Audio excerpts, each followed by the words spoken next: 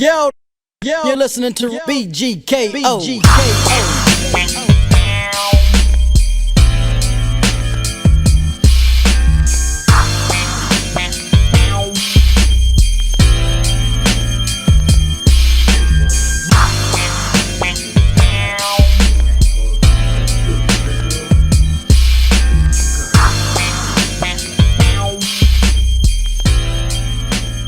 Well, what's happening, man? BG Knocc Out, BG Knocc Out TV. I'm here with my lovely cousin. Be Lavish, hello. What's happening? We in the building again. New episode, and we got new ground to cover today. You know, actually, we're touching bases with this very big movement as we talked about Ramadan. And so Yeah, for sure. On with that a little bit. And we have an important guest today. Yes, we do. Got my brother Scari in the building, man. Hello, What's up? Glad to be here. My pleasure. For sure. We glad you can make it, man. I'm glad to see you on this side of the wall, except the one we used to walk around, you know. Absolutely. So we just want to kind of get into your story, where you grow up at, where you come from. So I was born and raised in LA. Parents, I was one of two boys, the oldest of the two. My parents moved to Linwood in 1972. Had cousins, you know, lived in Compton. Grew up, divorced parents when I was 9 years old, trying to figure out this thing called life and trying to figure out how to be a man, and got caught up in, you know, that lifestyle of running the streets, hanging with my older cousins, and, you know, one thing led to another. Started, you know, hustling, doing the dope thing, still working, trying to mask my money from my mom so she wouldn't know. Right. You know what I'm saying? But mothers always know. Yes, sir. And ended up making some bad decisions. Took somebody's life when I was 19 years old as a result of drugs. I ended up getting 25 years to life plus 1 year enhancement for the use of a weapon, and spent 36 years in prison. Man. Just got home 4 years ago. Well, it'll be 4 years ago this July. Okay. So embraced Islam. I'm gonna just give you a summary of the whole story, right? Yeah. So I embraced Islam in prison in 1997, and my life changed forever. Yeah, my slow increments, but you know, over time, you know, I made a prayer one time. I was in the shoot. I mean, we can get into it. Yeah. However y'all want to do it, but I just made a simple prayer and asked God, you know, to guide me. You know, change my life, right? And it just started happening in little small increments, and here I am today as a result of, you know, having that faith and being sincere to, you know, to my Lord. Yeah, for sure. That's beautiful, man. 36 years, bro. It's like, man, bro, that's a lesson. That's a lesson for your ass. You know what I mean? You know, it's like one decision you can make in life, bro, can lead to 36 years. It can lead to 99 years, you know what I'm saying? Like, real talk. And it's just crazy though. And it's like, you know, through all of those trials and tribulations, God still brought you out of that. Did you have a date? Did you ever had a date, or you was going to board? No, I was going to the board. So for those who don't know how the system worked, so because I was sentenced to 25 years of life, I had to do 18 before I was even Before you was eligible to go. Yeah, so that first 18, I had never been in the pen. You know, I was fortunate. I don't know, you know, in hindsight, right, it could have been fortunate or misfortunate, right. Unfortunate that or fortunate that I missed YA. Mm-hmm. You know what I'm saying? That could have been a lesson that, you know, I could have learned that lesson. You early, you know But because I missed all of that, I didn't have any clue of, you know, how to do time. Right. So this is how Allah was working in my life even then, man. So when I was in the county jail, I ain't gonna say the brother's name, but I was in the cell. It was just me and this one brother, right? Mm-hmm. And he had been in and out the pen, was part of, you know, some prison gangs and stuff. Mm-hmm. But he was lacing me on how to do time, right? Right. And I still remember to this day, man, the first lesson he taught me was, there's two ways you could do your time. Either you can let your time do you, or you can do the time. And at the time, I didn't really understand what he meant by that, right? And to be honest with you, I didn't understand until I got to the pen. Because Cassie used to tell me, man, if you could do time in the county jail, it ain't no line, meaning ain't no prison yard that you can't walk on. Absolutely. And again, not having that experience, I didn't get it, right? Because, you know, growing up looking at all these prison movies, like, man, prison is... It's not like that. It's war. To a degree, but the county jail is 10 times worse. 10 times worse. And so, yeah, the brother laced me on some real dope stuff, man. And how to survive, how to live, how to watch out for these little traps. Yeah. Don't fall into, you know, cats get at you like this, man. You got to, you know, sometimes you might have to walk alone. Yeah. You know what I'm saying? Which is one of the hardest things to do. Right. you know, God had me from day one, man. And so the 2 years in the county jail was my like ground zero. Yeah. Like I Pretty much like that. Going in like how the military, the boot camp. I was about to say that. I was going to say that, man. Like boot camp, right? Yeah. And so it's like, even in my profession today, I tell my clients, I'm a drug and alcohol counselor, right? MashaAllah. And so I tell my clients, man, when y'all come to rehab, this is just y'all boot camp. Right. It's training you for war. Right. Because when you leave here, you're going to have all type of temptation. Absolutely. Everybody going to be at you left and right, your whole people that you used to do your dirt with. Mm-hmm. And so for me, it was the same thing. Right. And so when I got to the pen, I was like, oh, now I get it. Now, yeah. It's just like it's wide open. You know what I'm saying? Even though it's a microcosm of society, right. It was still like, man, I was on point. You know, I went to Old Folsom, level 4, high security prison. 280, 180? Man, 180. 5 tiers. Yeah. You know, it was like 5 tiers. Yeah, it's five stories. Yeah, it's 5 stories. Grand Theft Auto. I don't know that. I know Grand Theft Auto. I don't know. I ain't never seen no tiers on it. No, but it's like floors. It's like apartment building floors. Yeah, so you have 5 floors. Yeah, you can get thrown from the top to the to the bottom like that. Yeah. Them kind of tiers. Right. Yeah, so then you would shed real tears like that. Yeah, be clear on that. It's like 5 floors, 5 stories. Okay, like in the movies, like Adam Seagal's movie when he was in jail, and then Steven Seagal. Yeah. Steven Seagal. Yeah. My bad, y'all.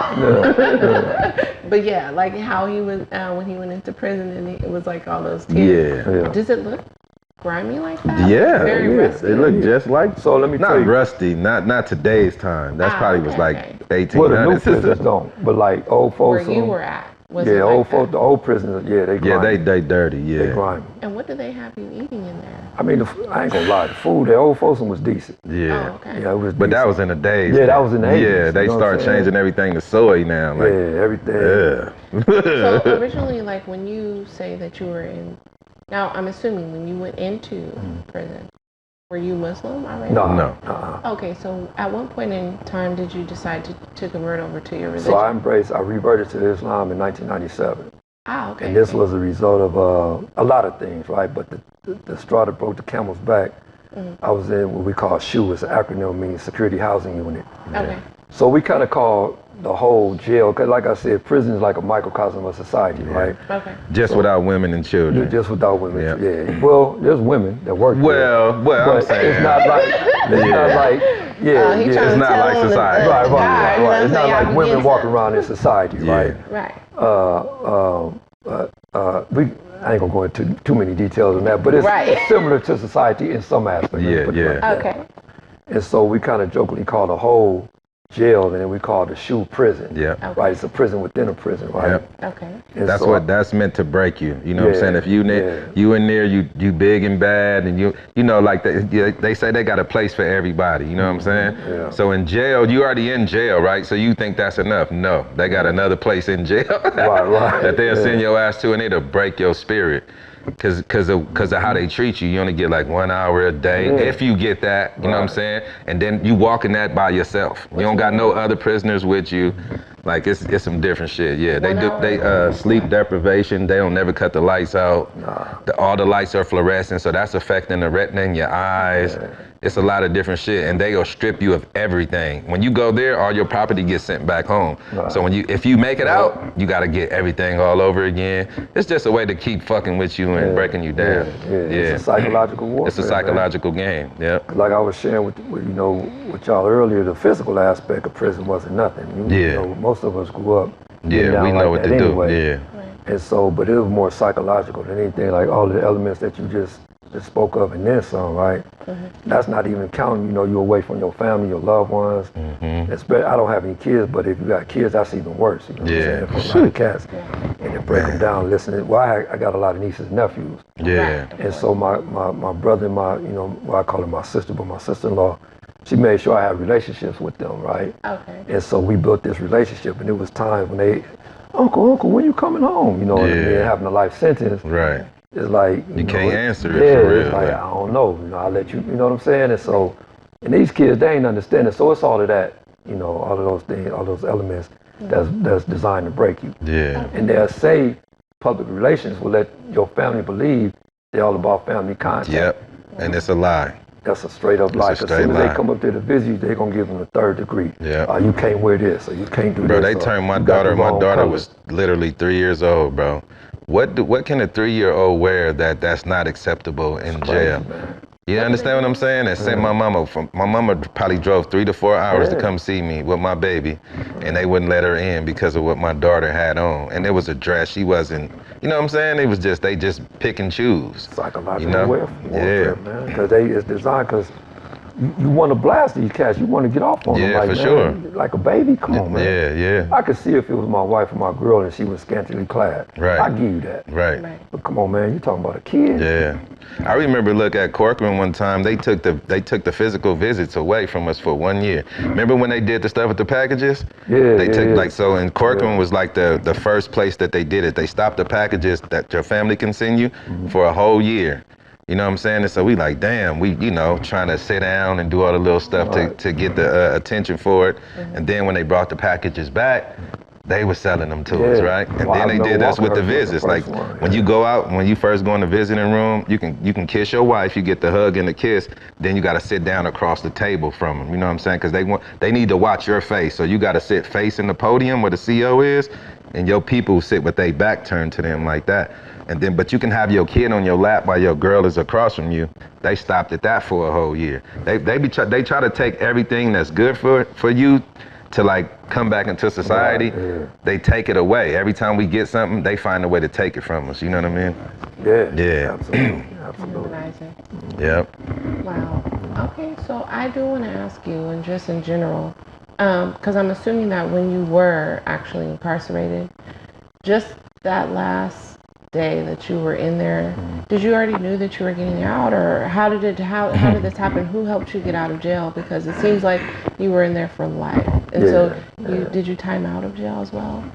No. What do you mean by time out? I'm sorry, expired. No. So, just to give you a little background about having a life sentence, I had life with the possibility of parole. So again, I had to do 18 years before I was eligible, right? Okay. And so I went to board 5 times before I got found suitable on the 6th hearing. Okay. And so the board is two commissioners. You have a commissioner, a deputy commissioner. Okay. And it's basically have a paper trail. So you got what they call good guy chronos. So you go through these different self-help groups, right?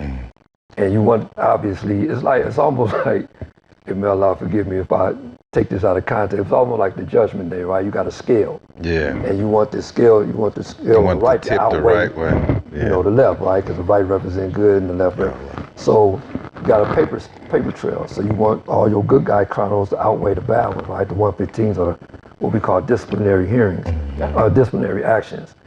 And so even though my good guy chronos outweighed the bad, that really doesn't matter in this so-called court of justice, what I call injustice, right? Okay. They find the smallest thing to deny us, right? They use everything against you. Everything, man. You know what I'm saying? Even the verbal warning. You know what I mean? You could be out of They bounds. expect you to be good in Though. prison, though. Like, tell them about the out of bounds. What's the out of bounds? So let's say this is a yellow line right here, right? Yeah. And it got a black or red, I think it was out red. of bounds, right? So if I step on this side, I can get a write-up for that. Yeah. Literally just step on It's just the this. line, like literally, like the carpet right there. Wow. Yeah. And and it's not even a serious 150. It's not even a serious write-up. Yeah. It's what they call administration. Right? Administrative. It's minimum. It was no threat to the safety and security. Yeah, but they use that when you go to board. That's a reason to tell you to come back in 5 years.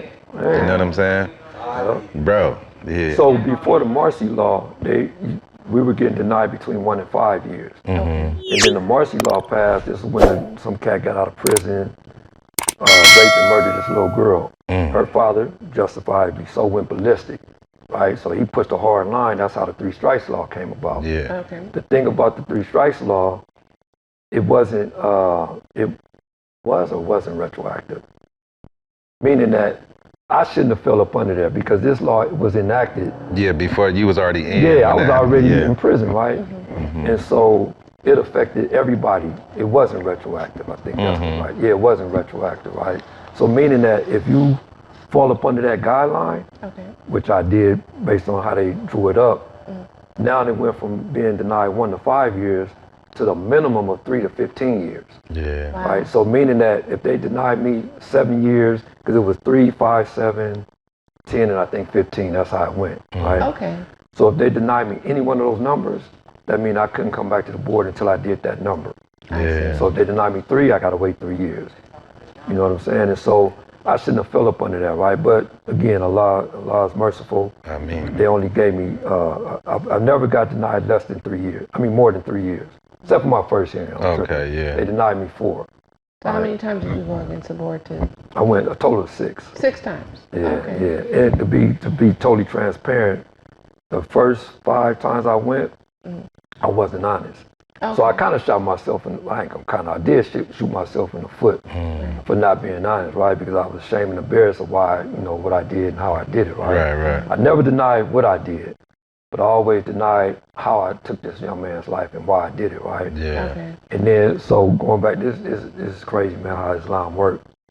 So there's a verse in the Quran, I know I'm gonna butcher it, but I'm gonna give you the loose translation. Yeah. Where Allah tells us that, and you probably know it verbatim, so correct me if I'm wrong, but he basically say, bear witness against yourself. He said, bear witness against the truth or something like that. Even if it's against your kin. Tell the truth even if it's against yourself. Yeah. So you can't even lie. Like we like to justify our wrong. We tell ourselves in our head that we right, but God say, even if you're wrong, if you're the wrong person, bear witness against yourself that you did something wrong, pretty much something like that. And so I don't know how many times I read that verse in the Quran, right? Yeah. When I was preparing for this particular, so the 5th hearing, I told the truth, and I had the worst. It's a trip how a lot, I don't know, it was crazy. So I had the worst commissioner in the state of California. Okay. Right, this dude, he was black. Cat was a former highway patrol officer. He was part of the gang unit too. So his thing was gangs, right? And so I got a gang background, right? Yeah. So this dude, I'm anticipating this dude going hard in the paint on me, right? He was so cordial during the whole hearing. I'm like, man, this is the cat everybody talking about. Right. So when they deliberate, now you can't say nothing. Like whatever you said during the hearing, that was your time to speak your piece. So my attorney saying my client would like to say something, put something on the record before we start. So they put the preliminaries on the record. He said, okay, Mr. Johnson, what is it you want to say? So I told him verbatim what happened, right? From A to Z. So at the end, now my victim's cousin testified. So this is on record too, right? So at the end, when they come back from deliberating, he say, he put it, we back on the record, blah, blah, blah. He said, yeah, Mr. Johnson, you want to come in here and tell the truth because you think the truth going to set you free? You still lying. You still a manipulator. You ain't nothing but a con man. You think you're going to come in here and con me? He went hard, right? Yeah. So I'm sitting there, man. I said, okay, this is the cat I was expecting, right? But the way he played it, I got to give him credit because I can't say nothing. If I say something, it's going to make it worse.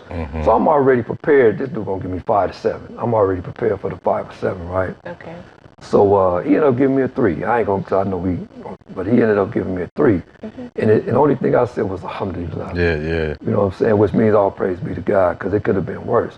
Okay. So it's just like, I don't know, Islam just is a beautiful thing, right? Yeah, now, I for kind of sure. forgot your question. I went on a little tangent. Yeah, I was that's all asking good. exactly when did you actually convert over into? Oh, in 97. 97. 1997, So yeah. for clarification, in case people don't know when 97 was, how many years were you in prison before you decided to join? 10 years. 10 years. Yeah, because I went to prison. I committed my crime in 85, but I got convicted and went to prison in 87. Okay. So if you're just saying the time that I was in prison is 10 years, but the whole time I was incarcerated was 12 years. Yeah. He was in the county. Yeah, fighting for it, first 2 years I was in the county, yeah. But altogether, you were in there for 36 years. Yeah. The last 9 was at San Quentin. San Quentin. San Quentin prison, yeah. So what famous people did you see in there? Well, That did Me? some pretty... there's one. BG Knocc Out. Our co-host right here, our host right here. Did you see Tupac? No. Okay. Tupac was in jail on the East Coast. Oh, he was in We jail. from the West Coast. Yeah. So San Quentin, okay, so I when you were there- I did see He was in Charles the county, Manson. though. You Charles- seen who? Charles Manson? Manson, yeah. That's what I was about to ask you. Well, he was in Corcoran, huh? Yeah, that's when I was in Corcoran. Wow. Yeah. Him and Sirhan. Yeah, I saw both of them, matter of fact. Yeah. So were they in the yard with y'all? No, No, they in the hole. I think they was So I had a job where we had to take the food. He was in the SHU. In the SHU in the program. security housing unit, right? Again, the SHU, just for people that didn't understand, that's when Security housing unit or segregation housing unit Yeah. is what it stands for. Yeah. Okay. That's It's the prison jail within jail. It's a jail within the jail, like the hole, deeper than the hole. Deeper than the hole. When I said y'all won't see, when y'all won't see, this is what we talk about. Right. Okay. Yeah, it either make you get right or it's gonna break you. It's gonna break you. Yeah, people lose their mind back there, like real literally. Like they back there retarded now. They went in there human, now they back there slow. Excuse me for the R word. Oh, yeah, they lose their mind. Like they lose their mind. They end it, cause you talking to, you don't got nobody to talk to. They end up talking to themselves and just. How long do they keep you? Indeterminately, if they want to, you don't never have to let you out. I swear to, I'm telling you, if you don't cooperate, like if you was part of, like, say you was in the mafia or something like that, and so what they do is they validate you. If somebody in your organization tell on you, it's called a validation. They lock you in there indeterminately. You only can come out until you tell. And so people, they'll wait 25 years and it's called debriefing. They'll debrief and go against their organization. Now they got to PC up and all this type of stuff. But that's the only way you can get out. Ain't no way out. They don't let you outside or nothing? Like I said, you go. No, they got the walk along. They got the walk along, but So let's you say- walking by yourself alone. Say this is your cell, right? Okay. It's a door right here. You go out into a concrete wall by yourself. Right. And then you go out there, it's psychological warfare. You can watch YouTube imagine? videos on it. Like it's crazy. That's crazy. Yeah. It's crazy. So But wow. so the thing is, they got two types in the SHU. Like I had a cellie. But it Yeah. depending on like Knocc Out was saying about your association. Yeah. So if you in some mafioso type stuff, You by yourself. You by yourself. Wow. 24/7. 24/7. So you got to don't see keep nobody. your mind working. So what a lot of people do is they go in there and just visualize themselves in society with their family. Like this is how they keep themselves sane. And if you don't do it, or if you lose control of that, you end up losing your mind. Do they give you guys materials at least so that way you can write books? It depends, like, cause they might give them to you, they might not. You know what I mean? Like, Wow. depending on how you acting in there too. If you in there, you get cool with them, they might look out for you. But it's a lot of stuff they just don't do because they trying to break you from the person that you came in there as. You know what So I'm they're saying? not going to give you the tools that you need to still make money. You gotta find slick ways. Prisoners are good at ways to figuring that type of stuff out, though. But then, I mean, we being transparent, you got something that's on the tape. You know, Yeah. everybody looking, Yeah, I ain't say money. everybody, but a lot of them are looking to, supplement their income. Yeah. So if you got a little paper, they gonna do, Cold-blooded. they gonna accommodate you. So do they have any programs in there to where it's like you are able to make money, like write books or Not like in the SHU. Nah. in Not the in the SHU, nah. So They you trying were- to change some cats that's, they got these grassroots movements that cats them got out and they trying to they making a change slowly but surely. So like if you are trying to write a book or do something along those lines, you got some type of talent, arts and crafts, that type of stuff, painting, drawing. They trying to make it to where you can make a living. And this the thing too, that It's hard. happens, this is how jail do you too. It's like one bad apple spoils the bunch mentality. So if somebody do one thing wrong, they'll try to make that retroactive to it's like everybody did it. You know what I'm saying? So it's like right now, I don't know, they gave the family visits back to the lifers. Yeah. 2 dudes then killed their wives on family visits now. So you know what I mean? It's these type of things, like they'll hold everybody accountable for stuff like that. Say, see, That's how this is why jail we works. shouldn't let them do this. This is why we shouldn't let them do Yeah. that. But on the surface, they'll tell you it's all about Rehabilitation. Family, rehabilitation, family connections, just a and lie. stuff like that. But that's some bullshit. Inside where you were at, did they have like there is a particular, now, because I do follow Kim Kardashian and she is actually an advocate to help, inmates. So did you guys have that program with the dogs? Not at San Quentin. Oh. I think they have it now, if I'm not mistaken. But then not at San Quentin. Not while I was Yeah, I didn't see that my But whole San time. Quentin got a Yeah. like. I say that's if you got to do time and you really about rehabilitation, you're trying to do better your life. San Quentin is the place to be. It's bittersweet. They got more programs Yeah, there. they got over 70 programs. Yeah. We call them self-help programs, right? So you got anger management, you got different trades too. So if you're trying to, go to school, they got a college program there. It's called, it was called Patton University Project, but they got accredited and they changed it to Mount Tamalpais. So now it's accredited, right? So you get your AA degree. I mean, you would always get your AA degree. Yeah. But now they're trying to get it to where you can, get your BA and all of that type of stuff, right? And so I was a part of that. Just being proactive, being constructive, doing something productive. And it helps you do your time a little better, you know what I'm saying? Because you got something to look forward to every day, you know what I mean? And it's a level 2, and that's important to know too, because you got a level 4 is where I started, it was high security. When like 4 o'clock, everything shut down. Your day is done. Yeah, it's a wrap. So they have you guys on a strict time frame. Yeah, but level 2s is all day. It's like the levels you come down, the freedom you get is a little bit more, it's less security, so it's more open. You can do, so many different programs. Yeah. So have you guys ever? I mean, because it seems like jail is a thing, and a lot of people been there. Have you guys ever thought about maybe like a catering business in regards to still making jail food outside? Because I really do want to try one of those tamales. And I know that some people actually done it. Yeah, some people actually are doing that in different places. Yeah, some people are. Because look, you'll be surprised what people can make. They know how to make pies. They know how to make almost everything. Like, I mean, you got to be creative in there because, the food ain't all that. But if you got packages and then you got cash, you got a connection with the kitchen. So you get some fresh vegetables and all that stuff. You just got to be creative. Yeah. Right. And then, YouTube University, you can't go wrong as long as you can read, follow instructions.